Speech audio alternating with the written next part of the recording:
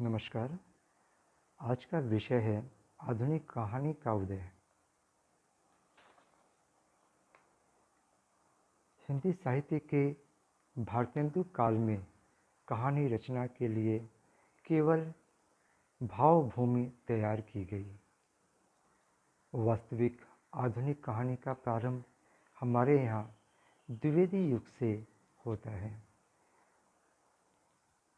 अगर हम प्रथम मौलिक कहानी के रूप में बात करें तो जो प्रथम उत्थान हुआ है उसमें हिंदी कहानी वस्तुतः पश्चिम की एक महत्वपूर्ण देन है। सन 1900 के जून महीने में किशोरीलाल गोस्वामी द्वारा लिखित हिंदी की सर्वप्रथम मौलिक कहानी इंदुमती सरस्वती में प्रकाशित हुई। इस कहानी पर शेक्सपियर के टेम्पेस्ट की स्पष्ट छाप है। इसके बाद सन 1902 में आचार्य शुक्ल की मौलिक कहानी 11 वर्ष का समय प्रकाशित हुई।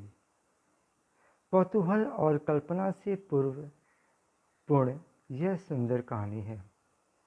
पुनः मई सन 1907 में मिर्जापुर निवासी बंगाली बाबू राम प्रसन्न घोष की पुत्री बंग महिला की दुलाई वाली कहानी सरस्वती में छपी। यह कहानी आधुनिक लेखन कला का सुंदर नमूना प्रस्तुत करती है। हम इसे हिंदी की प्रथम आधुनिक मौलिक कहानी मान सकते हैं।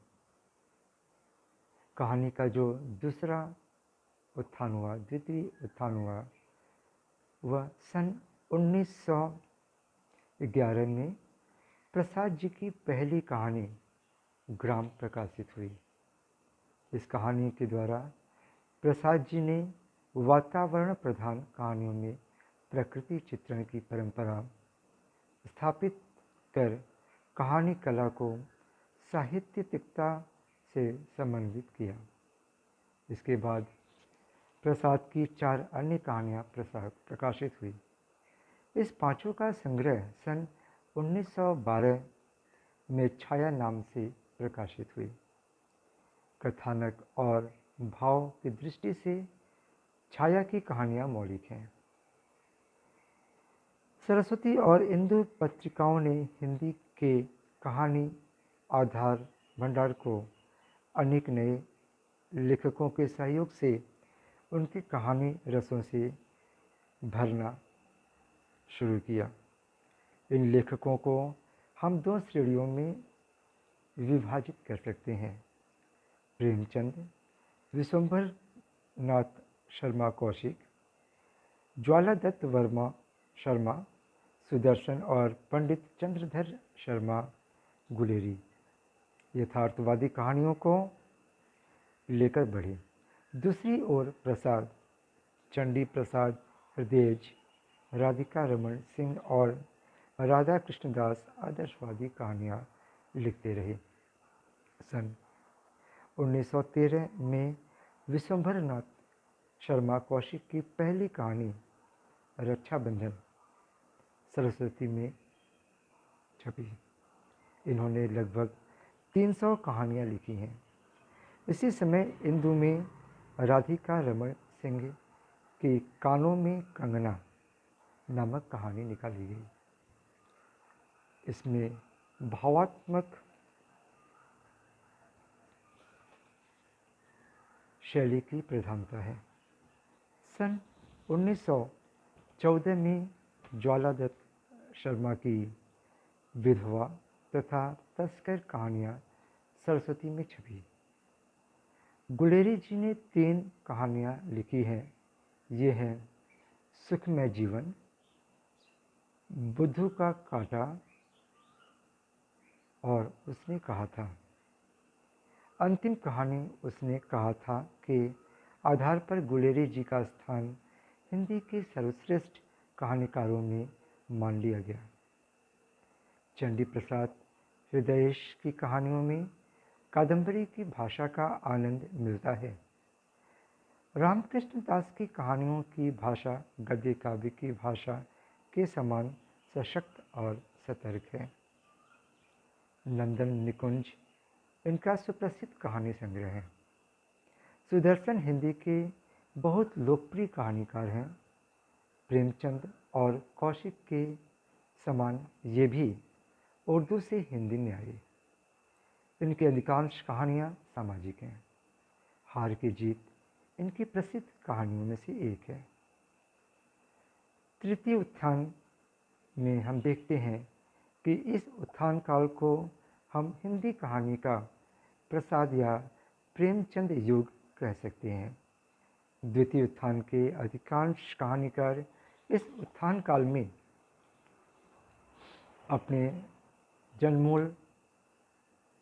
अनमोल कहानी रत्नों के से हिंदी साहित्य के रिक्त स्थान को निरंतर करते रहे। प्रेमचंद और प्रसाद इस काल की अन्यतम विभूतियाँ हैं।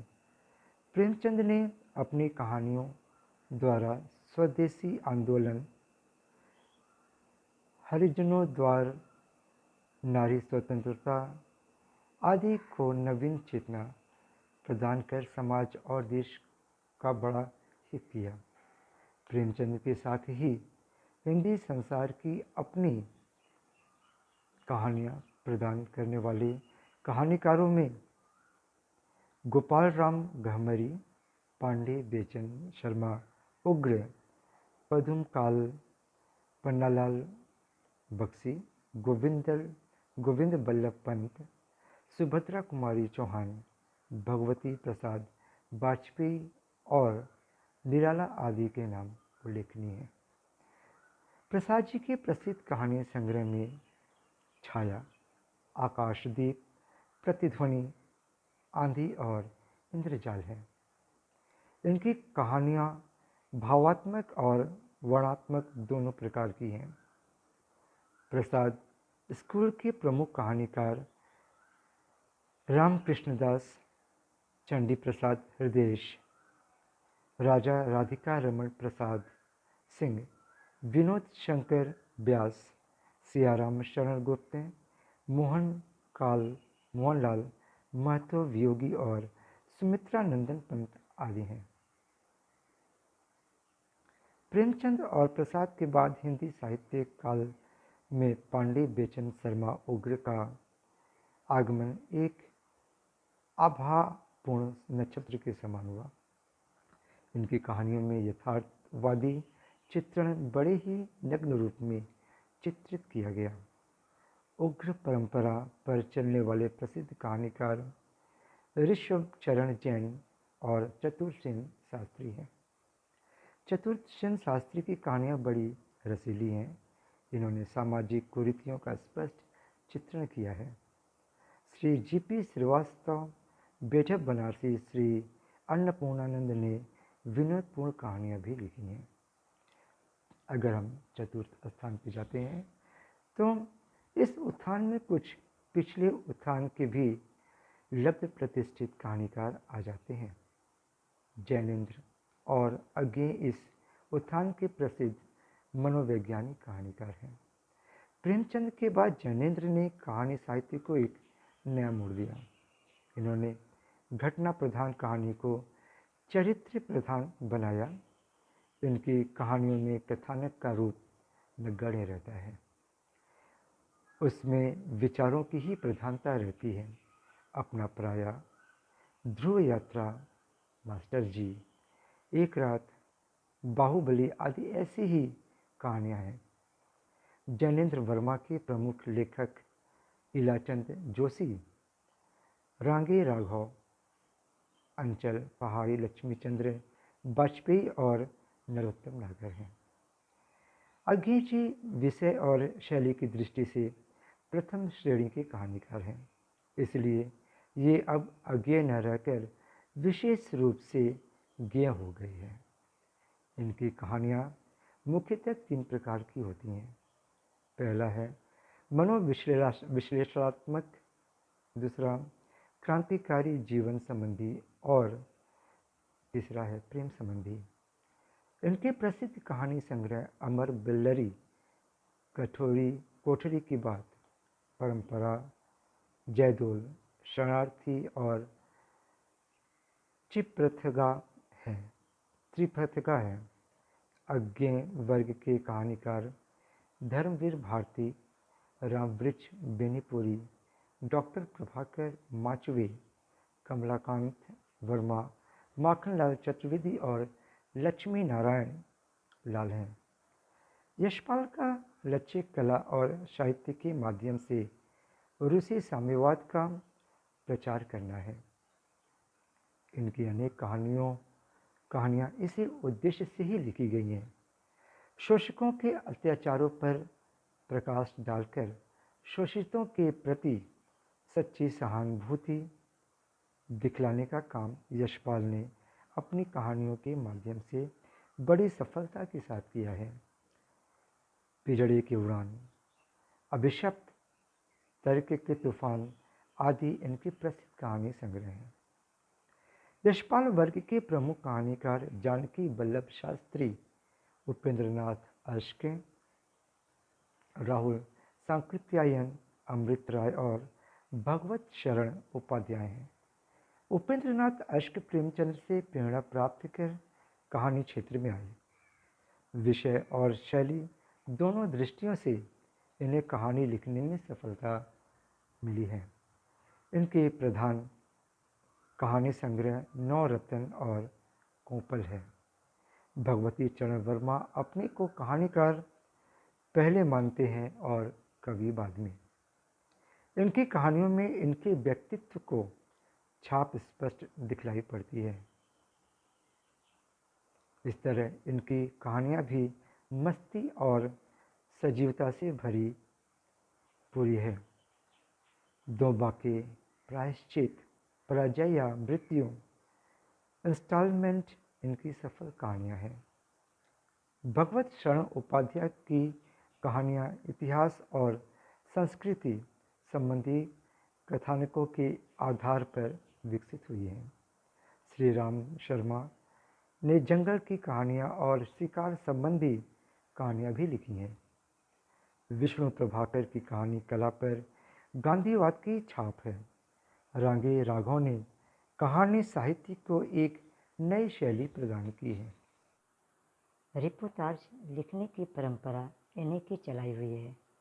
इधर नवीन कलाकारों में स्वर्गीय मोहन राकेश, राजेंद्र यादव और कमलेश्वर की कहानियाँ पसंद की जा रही है। कहानी साहित्य के निर्माण में महिलाओं का भी महत्वपूर्ण सहयोग प्राप्त है। उषा प्रियंवदा, मनु भंडारी, शिवानी, कृष्णा सोबती, विजया चौहान आदि हिंदी कहानी साहित्य को समृद्ध बनाने का प्रयत्न कर रही हैं। नारी की मनस्थिति और पति पत्नी प्रेम संबंधी इनकी कहानियाँ आधुनिक विचारधाराओं के साथ अत्यंत रोचक हैं। सन 1955 में कहानी पत्रिका के प्रकाशन के साथ कहानी साहित्य को नया मोड़ मिला। नई कविता के ही समान 1956-57 में कहानी को नई कहानी नाम दिया गया। इस समय ग्रामांचल की कहानियों ने हमारा ध्यान पहले आकर्षित किया। ऐसी कहानियों में लोक जीवन का स्पष्ट चित्र अंकित किया गया है।